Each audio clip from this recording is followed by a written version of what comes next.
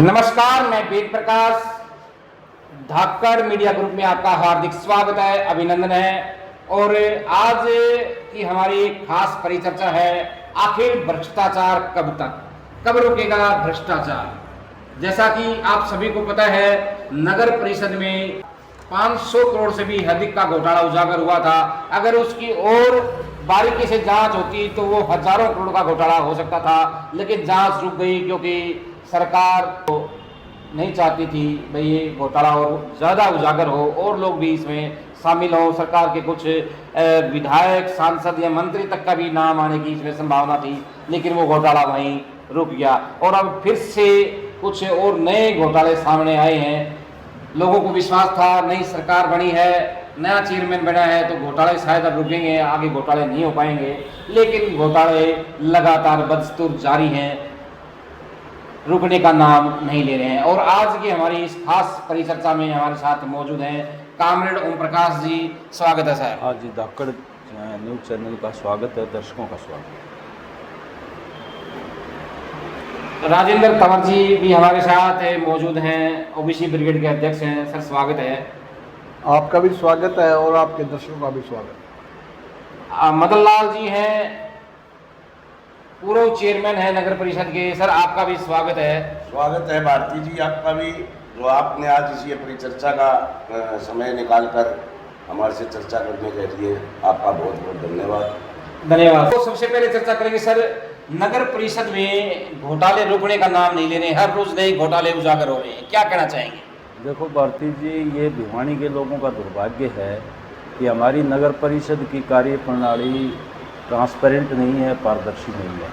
पहले भी जो पदाधिकारी थे उन्होंने बड़ा फ्रॉड किया और यहाँ तक भी फ्रॉड किया कि बैंकों से पैसे भी निकाल लिए हाथों से। जब ऐसी डकैती, ऐसा फ्रॉड हमने कभी देखा नहीं। चलो, लोगों ने दोबारा से चुनाव हुए, नई चेयरमैन हमारी बनी है और उसके बाद भी आप ये देखिए कि लगातार जो कार्य प्रणाली है वो पारदर्शी नहीं है। उसमें जो है कार्य प्रणाली ठीक नहीं है। एमसीज भी अंदर खाते बात उठाते रहे हैं। बहुत से लोगों की पीआईडी बदली गई है, उससे पहले भी बदली गई और उसके बाद भी बदली जा रही हैं।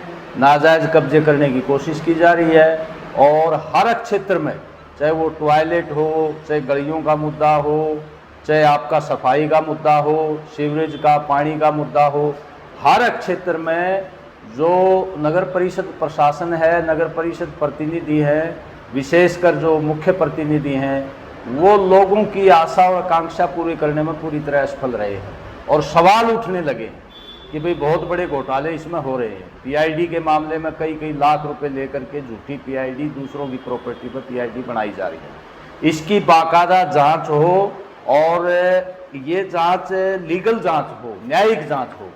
और ये हमारी जनता का दुर्भाग्य है कि जो ईमानदार लोग हैं वो इस नगर परिषद में आ नहीं रहे और जो ऐसे लोग हैं जिनका पीछे का रिकॉर्ड जो है ऐसा नहीं है साफ सुथरा, ऐसे लोग नगर परिषद में आ जाते हैं।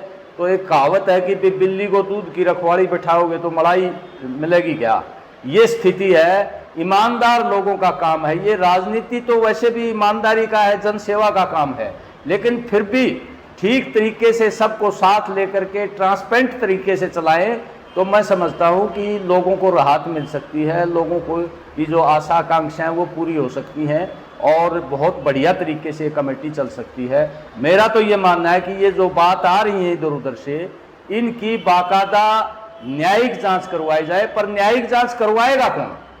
समस्या तो ये है ना, जो राज में बैठे लोग हैं वो, उनका भी रिकॉर्ड कोई पाक साफ नहीं है। अभी बीमा घोटाले का इतना बड़ा फराड हुआ, ठीक है, किसानों की आवाज़ उठाई, किसानों ने, समाज में एक माहौल बना, पक्ष विपक्ष के लोगों को भी के ऊपर भी दबाव पड़ा, उन्होंने पार्लियामेंट में उठाया, विधानसभा में उठाया और वो मामला किसानों के पक्ष में हो गया। लेकिन जांच आज तक नहीं करी कि कंपनी के साथ मिलकर कौन अधिकारी, कौन राजनीतिज्ञों ने ये षड्यंत्र रचा है। ये हरियाणा सरकार कभी भी लोगों के सामने नहीं लाएगी। तो इसलिए जांच करवाने वाले लोग भी, वो भी संदेहास्पद हैं और उनसे कोई भरोसा नहीं है जनता को। इसलिए आंदोलन ही एक ऐसा तरीका है जो जन दबाव से ही संभव हो सकता है।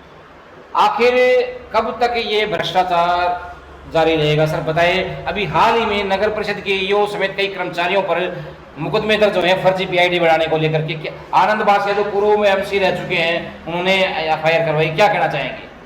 ये तो भारती जी पिछले 15 साल से चल रहा है। ये तो भ्रष्टाचार, ये सोचते हैं भाई पार्षद बदल दिए, चेयरमैन बदल दिया, लेकिन पूरी की पूरी सरकार ही यहाँ का वो भ्रष्ट बैठी है। चाहे यहाँ का विधायक लगा लो, चाहे यहाँ के पार्षद लगा लो, चाहे कोई लगा लो। नगर परिषद आप 15 साल पहले जाके देखिए, हमारे टाइम में एक भी कोई घोटाला उजागर कर दे, मेरे को सड़क पे खड़े करके जूते मारना। आज 2 साल चेयरमैन बनते हैं, 5-5 मंजिल की कोठी है, पार्षद की कोठी बना रहे हैं। पिछले वो सुरेश नंबरदार था, सारी मीडिया ने, सबने उछाड़ा, कितना बड़ा घोटाला किया, उसका कुछ बिगड़ा नहीं। अब ये भी, ये कर्मचारी ये भी सोचते हैं उसका ही कुछ नहीं बिगड़ा, धारा के बिगड़ा, उसका नहीं बिगड़ा तो औरों का क्या बिगड़ा है? क्या कहना चाहेंगे सर?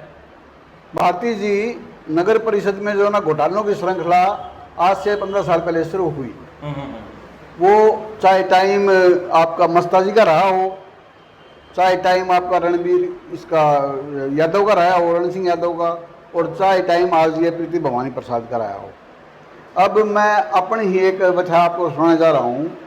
हमारी एक कमेटी की ज़मीन जो मेरे फादर ने खरीदी थी, उसके ऊपर हाई कोर्ट में हमारा केस चल रहा है। अच्छा जी। और उस केस में अभी इन्होंने क्या किया कि 4 लाख रुपए लेकर के एक फर्जी आईडी बना दी उसी 4 लाख रुपए लेकर के? 4 लाख रुपए लेकर के एक फर्जी आईडी बना दी उसी जमीन की। ये कैसे पता चला जी अभी 4 लाख रुपए लिए हैं? सर पता तो चल ही जाता है, जब हम लोग फील्ड में रहते तो पता चलेगा कि नहीं चलेगा। अच्छा, पता लग जाता है। ये 1982 में जिसके नाम ये फर्जी आईडी बनाई गई, उसके दादा जग्गू राम नाम था उसका, वो इस जमीन का केस हारा हुआ है। ये कॉपी मेरे पास है, रिकॉर्ड मेरे पास है, ठीक है। 1982 में ये केस हार गया था।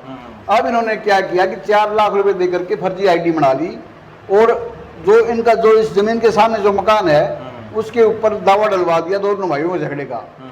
और झगड़े का दावा डलवा करके जब इस जमीन की आईडी बन गई, पीआईडी बन गई, तो इस जमीन का बंटवारा कर दिया, उस जमीन के माध्यम से इस जमीन का बंटवारा कर दिया। अच्छा। इतना बड़ा फ्रॉड। मैं अब कोर्ट में जाऊंगा, जितने भी प्रशासनिक अधिकारी हैं, चाहे वो प्रेसिडेंट है, ईओ है, सेक्रेटरी है या पीआईडी कलक है, सब के खिलाफ, और इनको भी जिन्होंने फर्जी आईडी बनवाई है, इनके खिलाफ भी मुकदमा दायर करूंगा, और आगे एक बहुत बड़ा आंदोलन शहर में दोबारा से शुरू करेंगे। लो जी, एक घोटाला और नजदीक आपके सामने आ गया। अभी प्रधान जी का ही है, इनकी आईडी भी फर्जी बनाई गई है दूसरे के नाम पे, क्या कहना चाहेंगे? ये तो कई बार अखबारों में आ गई, एफआईआर तक भी दर्ज होगी बता रहे हैं, लेकिन अब ये एफआईआर का क्या करेंगे? एमएलए साहब के परिवार के खिलाफ भी एफआईआर दर्ज कर ली, अब इनके खिलाफ भी कर ली, कार्रवाई तो ये कर नहीं रहे। इसके अलावा और भी बहुत सी चीज़ें हैं जो अभी तभी पड़ी हैं। तालाबों की ज़मीन है, कुओं की ज़मीन है, पार्कों की ज़मीन है, और जो हमारे पुराने लालाओं जो छोड़ गए उनकी हवेलियों का मामला है। पता नहीं कितना मतलब गड़बड़ घोटाला कर रखा है। वो एक एक परत खुलती जा रही है, धीरे धीरे एक एक परत खुलती जा रही है। क्या कहना चाहेंगे? एक एक परत खुलती जा रही है। करीब 2500 मकानों की प्रॉपर्टी आईडी बदली है इन्होंने। करीब 2500, बहुत बड़ी बात है जी। हाँ, 2500 की, और ये रण सिंह के टाइम में ही बदली गई और इसके टाइम में ही बदली गई। अच्छा जी। और उनकी कीमत अगर आप लगाओगे तो कम से कम भी 500 करोड़ रुपए से ऊपर की कीमत है। 500 करोड़ से ऊपर की कीमत है। 2500 आईडी बदली गई है। 2500 बहुत बड़ी बात है। 2500 पिछले 15 साल में 2500 आईडी बदली गई है, तो कितना बड़ा घोटाला है, भ्रष्टाचार है। आखिर कब रुकेगा ये भ्रष्टाचार? हमारी चर्चा में हमारे साथ नगर पार्षद हैं विनोद प्रजापति, वो भी पहुंचे हैं। सर स्वागत है आपका भी। धन्यवाद जी, आपके चैनल के माध्यम से आपके सभी प्रशंसकों को राम राम मेरी। अमीर साहब क्या कहेंगे? पिछले 15 साल से जो भ्रष्टाचार उजागर हो रहा है नगर परिषद में, पूर्व चेयरमैन, वाइस चेयरमैन भी जेल में गए हैं, कई कर्मचारी भी जेल में गए हैं, और अभी भी लगातार पीआईडी को लेकर के मुकदमे दर्ज हो रहे हैं।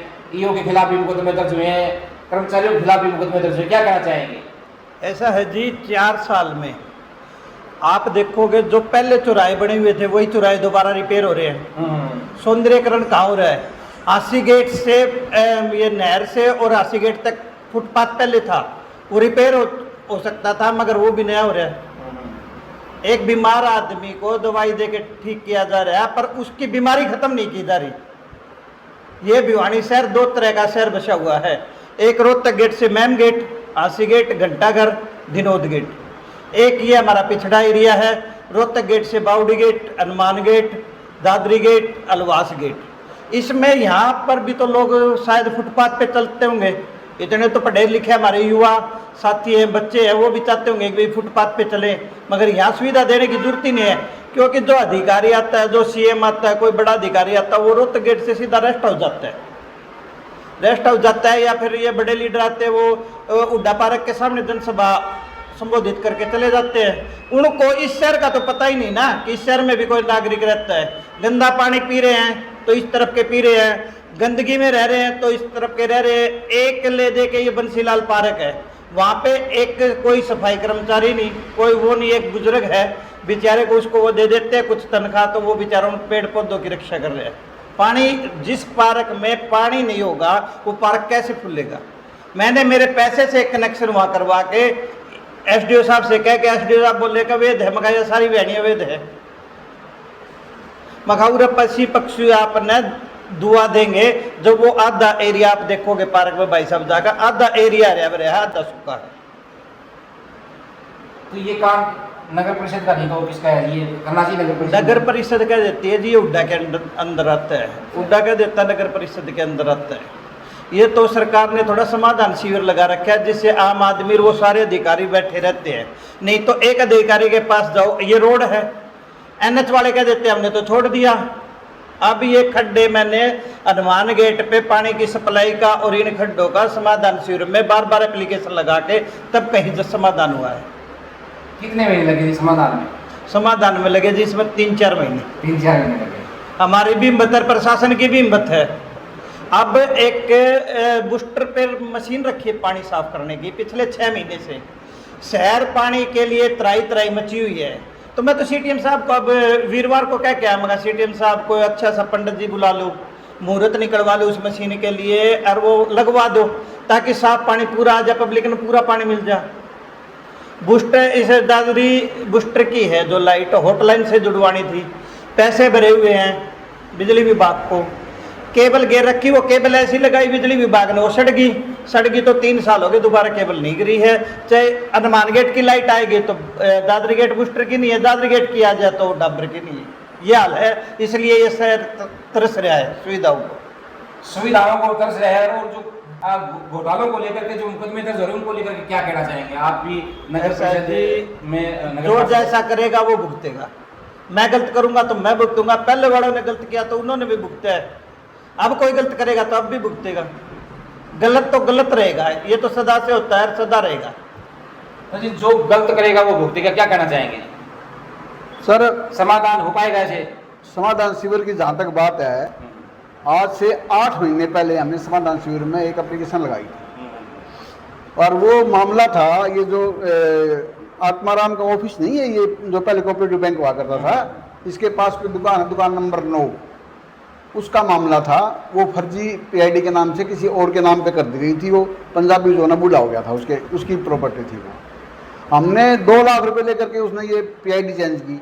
हमने 8 महीने हो गए, 8 महीने में और आरटीआई हमने लगा ली, मुख्यमंत्री विंडोज में हमने दे दिया, लेकिन आज तक हमारे पास कोई लेटर नहीं आया, कोई जवाब नहीं आया कमेटी का, और वो वैसे की वैसी पड़ी है। दूसरा मामला, ये पीआईडी नंबर, ये पीआईडी है, ये दे रखी है नंबर, ये फर्जी पीआईडी बनी हुई है। ये पीआईडी है 3CNKK 827। हाँ, ये फर्जी पीआईडी बनी हुई है। इस पीआईडी, ये जमीन हमारी है, हमारा हाईकोर्ट में मुकदमा है कमेटी के साथ, ठीक है। इसमें ये बंदा जिन्होंने इसके नाम फर्जी आईडी बनाई है, इसी बंदा ये केस हार रहा है। ये केस की मेरे पास कॉपी भी है, ये केस हार रहा है। 4 लाख रुपए दे करके इन्होंने ये फर्जी पीआईडी बनवाई है, ठीक है। तो हम कहाँ रोएं, कहाँ जाएं? अब तो एक ही रास्ता पड़ा है कि इस कमेटी के ताला लगाओ और इसको इनको बाहर भगाओ। कमेटी को ताला लगाओ, उनको बाहर भगाओ, क्या कहना चाहेंगे कामरेड साहब? ऐसा है जी, देखो ताला तो ठीक है, ने दूसरे ना तो उसने कर दिया, ताला तो कर नहीं लगा सकते हैं हम। जो जिस तरह की एमसी साहब ने भी बताया है, चेयरमैन साहब मदन जी ने भी बताया है, ये भारी इरेगुलरिटीज़ हैं और ट्रांसपेरेंट ढंग से पारदर्शी तरीके से कमेटी की जाएगी। ये तो लोगों की जो समस्या है, चाहे वो पार्कों का सवाल है, सफाई नहीं है, पानी की व्यवस्था नहीं है, चाहे वो कॉलोनियों का सवाल है, शहर का सवाल है, लोगों को जन आंदोलन करके ही उनको बाध्य करना पड़ेगा और चुनाव उनको आउट करना पड़ेगा।